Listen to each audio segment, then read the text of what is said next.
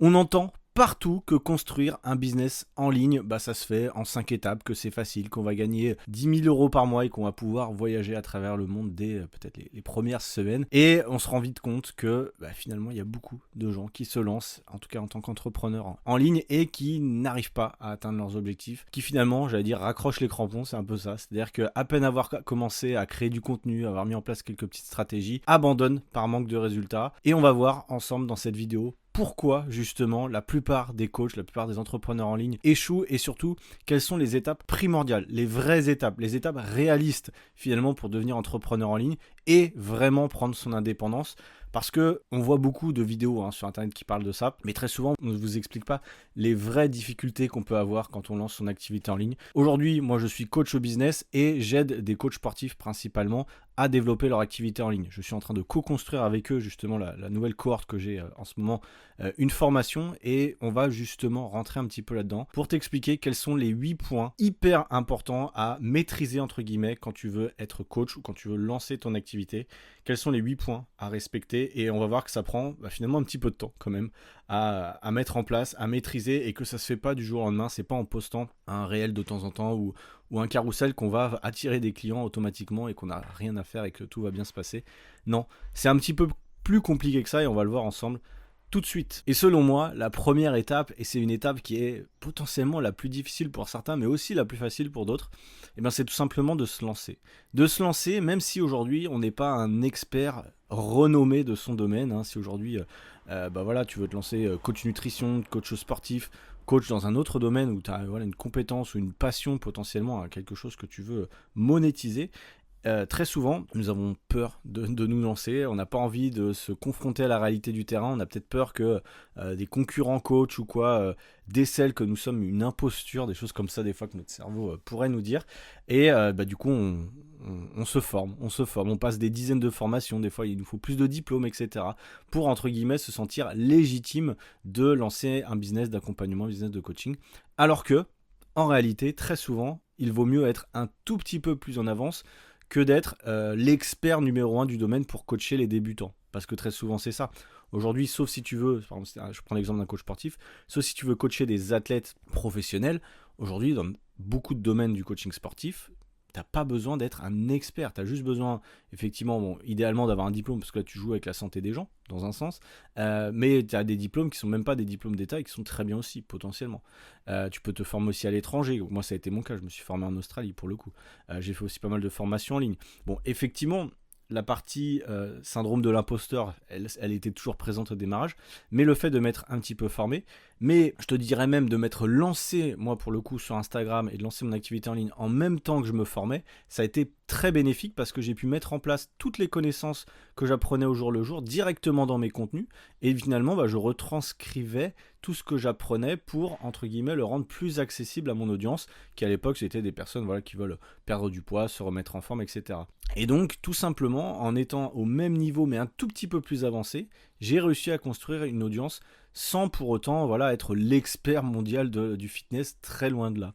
Et du coup ça m'amène concrètement à l'étape numéro 2 qui est de créer du contenu pour aider les gens et pas du contenu pour impressionner la concurrence. Parce que très souvent, malgré tout, moi je l'ai vu sur les coachs, beaucoup de coachs aujourd'hui, et peut-être que tu fais partie de ça, créent du contenu pour montrer leurs entraînements, pour montrer leur physique, mais ils ne parlent jamais des vraies problématiques que peuvent rencontrer leur audience. C'est pareil dans plein de domaines. Il y a plein de créateurs en fait qui se pensent tout simplement des influenceurs et ils oublient qu'ils sont des coachs à la base. Et donc, pour revenir sur cette partie création de contenu qui est évidemment et selon moi une des clés, en tout cas moi qui m'a permis vraiment au fur et à mesure que j'ai développé ma relation avec mon audience, qui m'a permis de débloquer pas mal de croyances que j'avais, comme quoi j'étais pas légitime, comme quoi je pouvais pas aider les gens.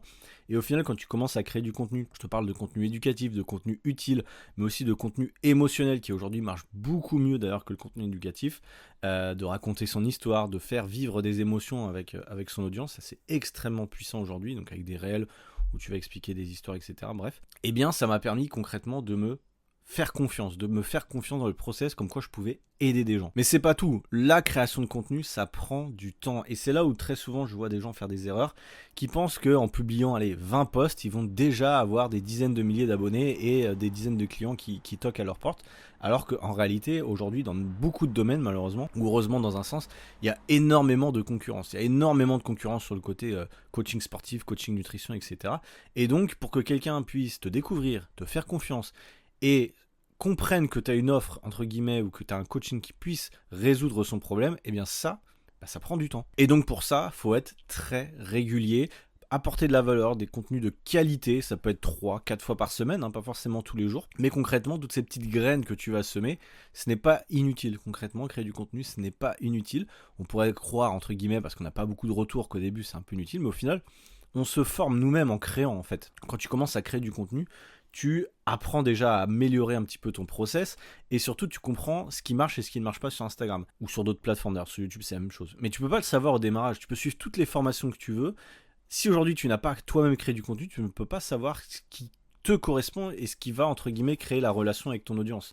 Et c'est là où il y a beaucoup de gens finalement qui lâchent l'affaire juste avant d'avoir ses premiers résultats. La troisième étape est une étape dont on ne parle pas suffisamment parce que c'est une étape qui peut rebuter un petit peu du monde et c'est pourtant l'étape qui est la plus importante au démarrage quand tu veux vivre de ton activité en ligne. C'est tout simplement d'ouvrir tes DM, ouvrir tes messages privés et finalement arrêter d'attendre que les gens viennent comme ça et te demandent quel est le prix de ton coaching, vas-y je rentre, etc. Ça se passe pas comme ça, c'est un produit à vendre, une offre, un service. Aujourd'hui, la façon la plus simple et la plus directe, la plus rapide de vendre, c'est de faire des conversations. Concrètement, conversation humaine, de ne pas faire du forcing, de ne pas aller là avec ton script de vente et essayer de forcer une vente évidemment. Mais il faut comprendre que les gens aujourd'hui achètent à une personne, ils achètent à une personne qui a une histoire, qui procure des émotions. Ils n'achètent pas simplement un service, une offre incroyable. Évidemment, ton offre, il faut qu'elle soit travaillée. Et ça, moi, je le dis forcément dans mes formations. Il faut avoir une offre irrésistible, travailler là-dessus. Mais surtout, la façon dont tu vas communiquer ton offre, la façon dont tu vas parler avec les gens en DM, la façon dont tu vas aussi t'intéresser à eux, c'est là où finalement tu vas créer une vraie relation. Et c'est là où finalement tu vas pouvoir avoir des opportunités de coacher du monde, de vendre un service. Mais je sais aussi que sur cette étape-là, il y a beaucoup de gens qui ont des peurs, en fait, qui ont peur de déranger, qui ont peur de passer pour des vendeurs de tapis, etc. Parce que, souvent, mais même en France d'ailleurs, c'est un peu le cas, dès qu'on a quelque chose à vendre, on est un peu catégorisé comme un arnaqueur ou comme quelqu'un qui n'a pas de bonnes intentions. Alors qu'en réalité, toi, si tu as un coaching à vendre, eh bien forcément, il va falloir passer par cette étape-là. Même si tu peux avoir quelques appréhensions, sache que l'idée, entre guillemets, de vendre un coaching ou un produit, c'est d'aider les gens à la base. Évidemment, c'est du revenu pour toi, on n'est pas idiot et on veut quand même faire un business et vivre correctement. Mais l'idée, quand tu rentres en contact avec des gens que tu as un produit à vendre, c'est pas de parler de toi, de ton offre, mais c'est juste de comprendre où est-ce que sont les problématiques des gens, quelles sont-elles et quelles sont surtout les solutions que tu peux apporter. En fait, c'est ça une offre de coaching, c'est vendre une solution à un problème qu'a une personne. Et pour le coup, tu ne peux pas découvrir le problème de la personne si tu ne parles pas avec elle. Et c'est là où finalement, toi, tu peux faire la différence en engageant directement par rapport à tes concurrents qui vont eux attendre un petit peu bêtement. Ce qui nous amène à l'étape, je vais y arriver, numéro 4, qui est de faire des appels de vente. Et oui, faire des appels de vente, ça peut faire flipper au début. Évidemment, parce que peut-être que on t'a jamais appris à vendre, c'est normal. Je te rassure, moi aussi, j'étais pas forcément très à l'aise au démarrage. Mais un appel de vente, si tu le mets dans un autre terme, on va appeler ça plutôt un appel découverte ou un appel bilan. En fait, ça va être quoi ? Ça va être d'apprendre à écouter une personne pendant 20 à 30 minutes en prenant des notes et tout simplement en retranscrivant un petit peu à la fin de l'appel ce que la personne elle te dit. Je m'explique, généralement un appel de vente, et moi c'est ce que j'explique dans mes formations, tu vas questionner la personne pour savoir exactement où elle en est aujourd'hui, quelles sont les choses qu'elle a mis en place, quelles sont les problématiques qu'elle rencontre, et ensuite tu vas basculer sur la situation qu'elle voudrait avoir, quel est l'objectif que tu veux, quelle est la situation rêvée que tu voudrais avoir. Et finalement, en passant du point A au point B, tu vas vite comprendre qu'il y a un blocage. Très souvent, les gens, ils sont pas assez autonomes, ils n'ont pas de méthode, ils ont besoin d'être accompagnés, etc. Et c'est là où tu arrives, toi, avec ton offre, pour résoudre finalement cette problématique, qui est une problématique souvent, je te disais, de manque d'accompagnement, ou souvent c'est pas forcément la méthode, parce qu'aujourd'hui avec ChatGPT, tous les contenus gratuits, entre guillemets, les gens ont les méthodes, mais il leur manque quelqu'un finalement pour les appliquer. Mais ça, c'est comme pour le contenu. En réalité, les appels de vente, au début, faut en faire. T'es pas très bon, tu mets du temps, t'es peut-être pas très à l'aise à écouter les gens ou même à vendre ton offre. Et en faisant, entre guillemets, ça devient de plus en plus naturel. Tu vas pouvoir briser la glace facilement, tu vas juste être en fait dans une conversation avec quelqu'un pour tout simplement échanger sur des choses, des sujets intéressants globalement. Et tu verras que la vente, elle va se faire normalement à peu près automatiquement sans avoir besoin de trop pitcher ton offre parce que tu auras posé les bonnes questions, tu auras bien écouté et finalement la personne elle va se rendre compte que elle a besoin de toi. Et c'est là où du coup tu deviens entre guillemets inarrêtable parce que tu sais comment procéder. L'étape numéro 5, ça va être d'accompagner vraiment les gens qui rentrent dans ton programme, dans ton coaching. C'est pas simplement faire des modules de formation avec un bon cadre bien lisse, etc. ou juste donner des vidéos. Non, l'idée, et tu vas le voir, c'est vraiment de rester connecté avec les gens, qu'ils aient des comptes à rendre, entre guillemets, de mettre en place des petits systèmes, moi, ce que j'explique dans mes formations, notamment avec des bilans qu'ils ont à remplir toutes les semaines, avec des vidéos retours que moi je leur fais sur Loom, notamment le logiciel Loom qui permet de faire des retours sans devoir faire forcément des appels, même si évidemment je fais des appels aussi de temps en temps avec mes clients. Mais on se rend compte que la partie vraiment la plus importante de toutes les offres que j'ai pu voir, entre guillemets, c'est vraiment la partie accompagnement. Et c'est jamais, entre guillemets, les bons modules, la bonne formation, même si oui, ça joue effectivement. Mais on se rend compte que la plupart des gens ont vraiment besoin d'avoir un guide. Et c'est ton rôle, entre guillemets, en tant que coach, en tant que mentor, de guider les gens. Mais aussi c'est ton rôle entre guillemets de préserver ton temps. Je m'explique, tu n'as pas à être 100% disponible pour accompagner tes élèves, tu dois le faire de façon intelligente, tu ne dois pas répondre à la minute à leurs questions, etc. Et l'idée c'est d'avoir un programme justement qui te laisse quand même de la liberté, où tu peux accueillir pas mal de monde, et trouver entre guillemets le sweet spot, donc la bonne chose entre je donne de la valeur, les gens se sentent accompagnés, et j'ai aussi du temps pour moi, et je ne répète pas sans cesse les mêmes choses. Aujourd'hui, c'est pour ça qu'on explique, et moi j'explique bien dans mes formations, qu'il y a un process pour onboarder, donc pour accueillir les élèves, pour créer des formations entre guillemets, pour que les gens n'aient pas besoin entre guillemets de te poser 15 000 questions et que tout soit à peu près fixe pour n'importe quel client qui rentre avec toi. Et c'est là où l'étape numéro 6 est importante, c'est-à-dire de former, structurer ton savoir pour qu'il transforme.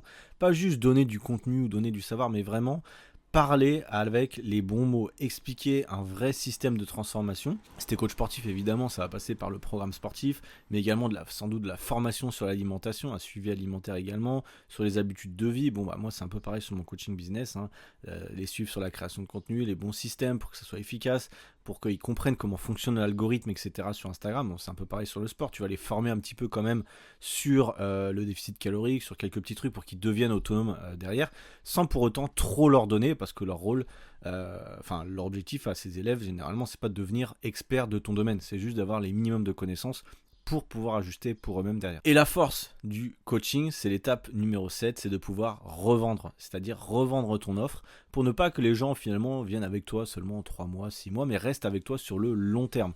Comme tu le sais, il est beaucoup plus facile de garder un client, et beaucoup plus rentable d'ailleurs de garder un client, que de devoir chaque mois aller à la pêche à de nouveaux clients. Et c'est là où finalement le système de ton programme est important. Moi, j'enseigne à mes élèves de faire des programmes de 3 mois renouvelables. Pourquoi 3 mois ? Parce que 3 mois, c'est pas non plus ultra engageant pour les élèves au démarrage, donc ça enlève peut-être une peur de s'engager sur le long terme, mais tu leur expliques dès le début, sur les premiers appels et les premiers suivis, que l'accompagnement peut être renouvelé, et derrière, moi j'ai tout un système pour leur permettre, entre guillemets, aux coachs que j'accompagne, de renouveler leurs élèves le plus naturellement possible, parce que tu les as bien coachés, entre guillemets, tu as apporté des résultats, et ils sentent qu'il y a de la valeur avec toi chaque semaine, et c'est là où c'est extrêmement important. Si tu gardes des clients toutes les semaines, tous les mois de l'année, et que tu en récupères de temps en temps, sans vraiment faire la course, avoir 6 nouveaux clients par semaine, je te parle vraiment d'avoir 1 ou 2 clients par semaine, mais en gardant les autres régulièrement, mais en fait, petit à petit, ton business va monter, et tu risques d'avoir, tu risques, oui, d'avoir un business qui est rentable et qui t'apporte de la liberté. Mais ça prend du temps. C'est comme toutes les étapes précédentes, ça prend du temps. Là, je les ai citées comme ça en 10 minutes, mais en réalité, ça prend du temps de devenir fort à la création de contenu, entre guillemets, de comprendre quelle est ta niche, comprendre comment utiliser les bons termes, ouvrir tes DM, qu'est-ce qu'il faut dire en DM, etc. Moi, je l'enseigne. Comment faire des appels de vente, ça prend du temps. Comment bien accompagner tes élèves. Évidemment, au démarrage, tu fais quelques erreurs. Et bien ça, c'est pareil. Comment bien accompagner sans trop en donner.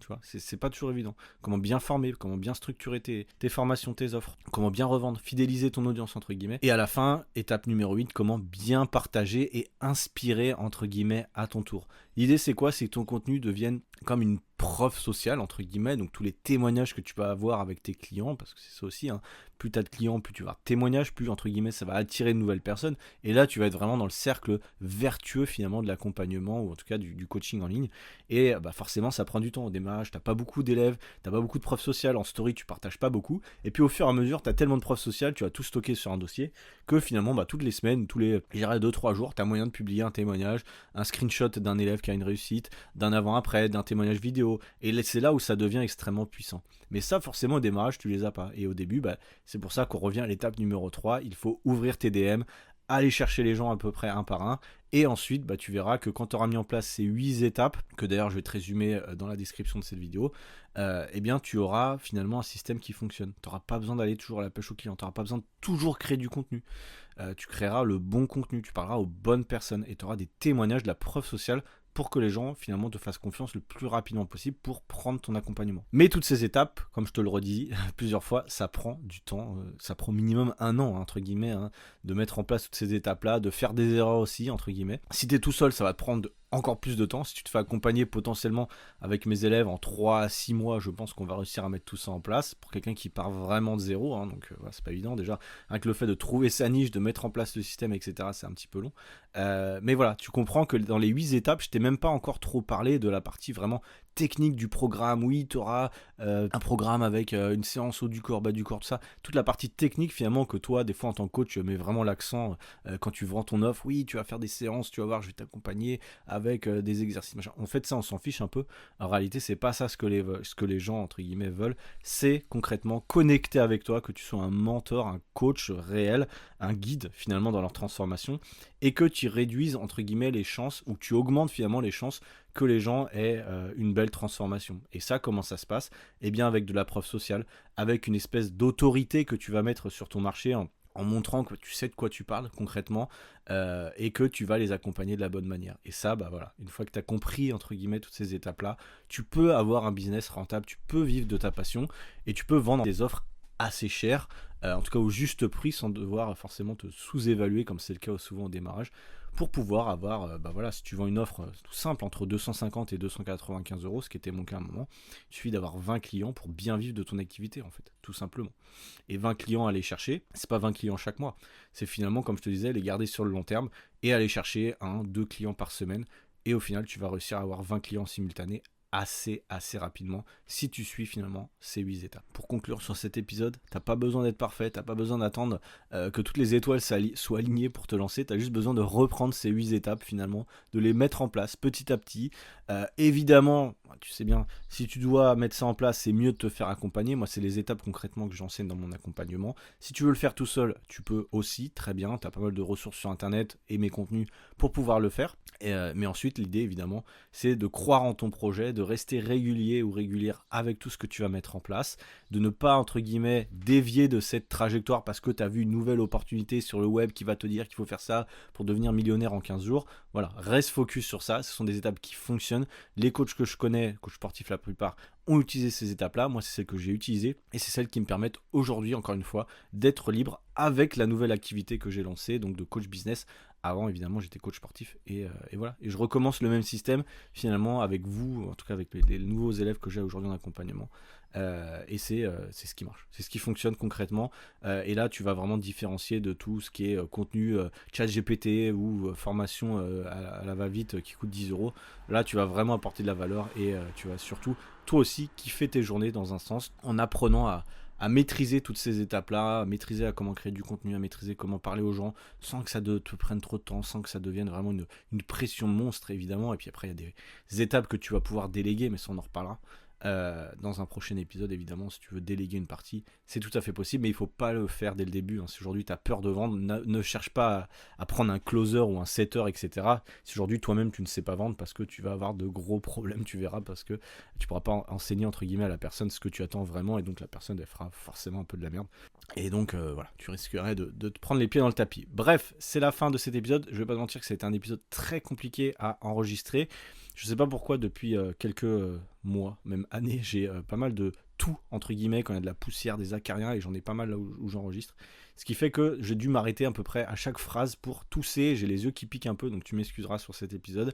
Je vais faire au mieux. Bref, C'est le dernier épisode que j'enregistre en France. Je pars, donc au moment où tu écoutes ce podcast, on est mardi généralement. Je suis de retour en Thaïlande, donc tu auras un nouveau cadre très prochainement. On parlera de nouveau d'expatriation de la Thaïlande, etc. Mais là, c'était le dernier épisode en France. Bref, en tout cas, je te laisse sur ces belles paroles. N'hésite pas à lâcher un pouce en l'air sur YouTube, à mettre 5 étoiles sur Spotify, à mettre un petit commentaire et à t'abonner sur toutes les plateformes, évidemment. Sur mon Instagram, Clément Bled. Je te souhaite une très bonne journée et je te dis à bientôt. Ciao, bye.